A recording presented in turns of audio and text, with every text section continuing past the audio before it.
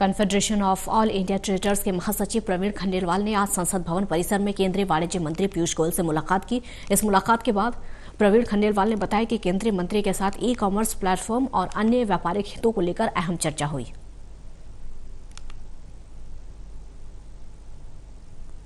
Confederation of all India traders के महासचिव प्रवीण खंडेलवाल ने संसद भवन परिसर में वाणिज्य मंत्री पीयूष गोयल से अहम मुलाकात की है। क्या रहा मुलाकात की बात करते हैं।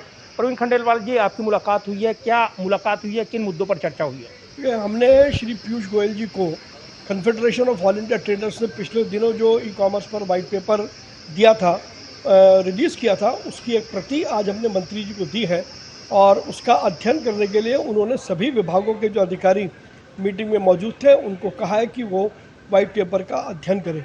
हमने उनसे ये भी कहा है कि ई कॉमर्स में जिस प्रकार से बड़ी और ख़ास तौर पर विदेशी कंपनियां मेल प्रैक्टिसेस कर रही हैं उसको रोकने की बहुत ज़रूरत है और वो जब भी संभव है जब इसके लिए कोई रेगुलेटरी अथॉरिटी बनाई जाएगी। उन्होंने इस बात को कहा है अपने अधिकारियों को कि रेगुलेटरी अथॉरिटी किस शेप में बने, कैसे हो, उसकी संभावनाओं को तलाशा जाए।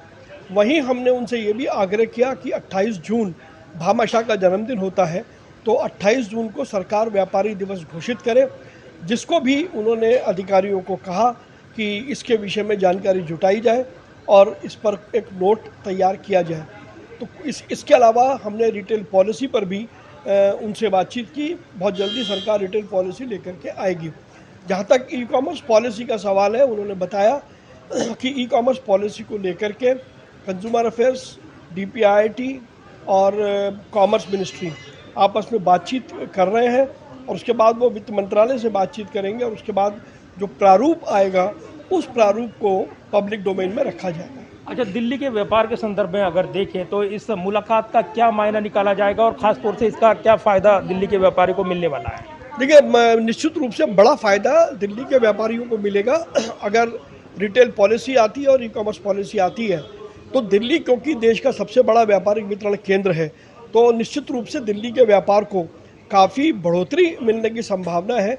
व्यापार के नए नए अवसर बढ़ेंगे और confederation of all India traders ने आज श्री पीयूष गोयल से बातचीत करने के बाद ये निर्णय लिया है कि आगामी 10 अप्रैल से, क्योंकि ये वर्ष आज़ादी का अमृत महोत्सव है, 75 वर्ष है, तो हम 75 शहरों में हमारी टीमें जाएंगी और 75 लाख व्यापारियों को हम ये उद्यम पोर्टल से हम उनको जोड़ेंगे। ये हमने लक्ष्य तय किया है और ये काफ़ी महत्वपूर्ण मुलाकात रही है क्योंकि कोरोना काल में जिस तरीके से व्यापारी प्रभावित रहा है, लिहाजा ई कॉमर्स प्लेटफॉर्म की बात हो या व्यापारिक हितों की बात हो, इसके मद्देनज़र confederation of all India traders ने यहाँ अहम मुलाकात की है और केंद्र सरकार को कई अहम सुझाव दिए हैं। Pradeep Kumar, total news, Delhi.